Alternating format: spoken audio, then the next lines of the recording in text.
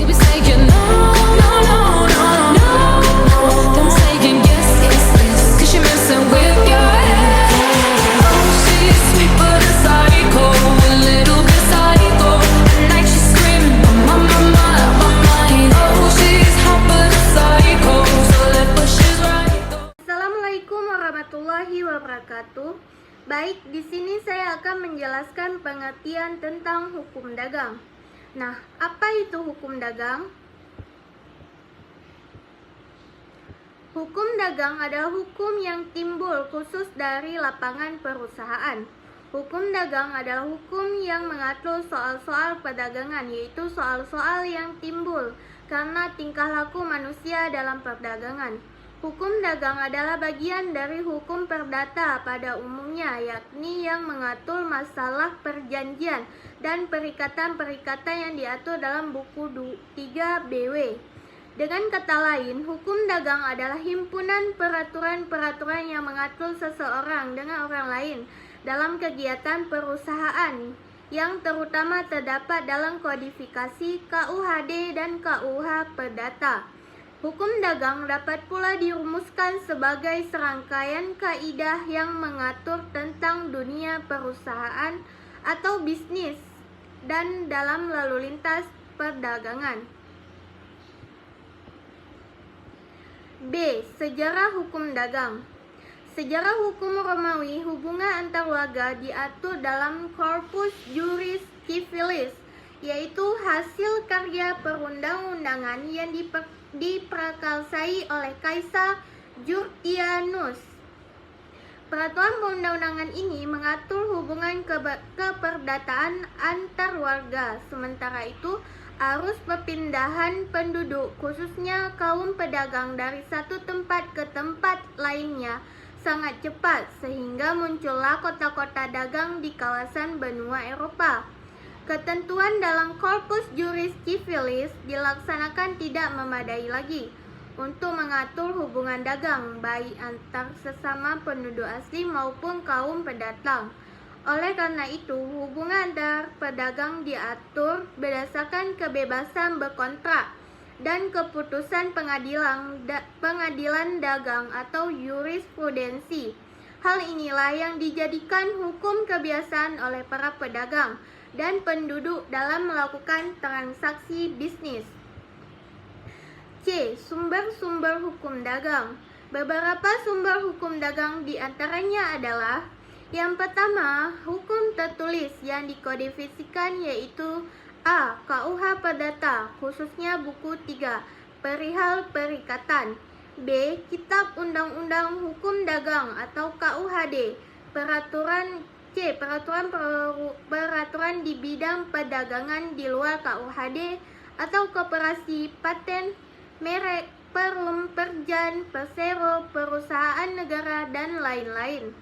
2. Hukum tertulis yang belum dikodifisasikan, yaitu peraturan-peraturan khusus yang mengatur hal-hal yang berhubungan dengan perdagangan. Selanjutnya, KUHD terdiri dari 2 buku, yaitu yang pertama buku 1 tentang perdagangan, buku 2 tentang hukum laut atau hukum maritim. Adapun bagian yang penting dari hukum perdata yang mengatur tentang perdagangan ialah buku 3 KUH Perdata, perihal perikatan atau hukum perikatan dan ketentuan-ketentuan tentang badan hukum atau res person. D. Subjek hukum dagang. Nah, subjek hukum dalam hukum dagang adalah sebagai berikut. Yang pertama yaitu manusia atau individu. Arti manusia sebagai subjek hukum yaitu manusia pribadi atau naturalised person.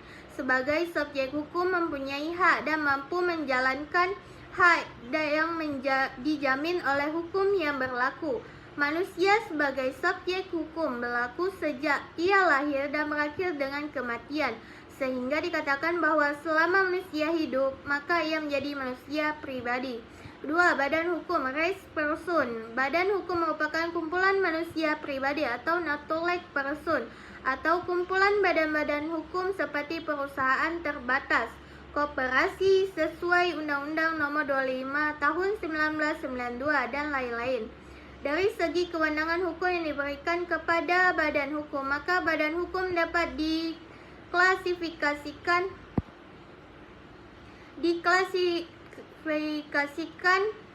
dalam dua macam, yaitu yang pertama badan hukum publik atau public rights person, yaitu badan hukum yang dibentuk oleh pemerintah, diberi wewenang menurut hukum publik, misalnya departemen pemerintah, lembaga negara seperti MPR, DPR, dan lain-lain.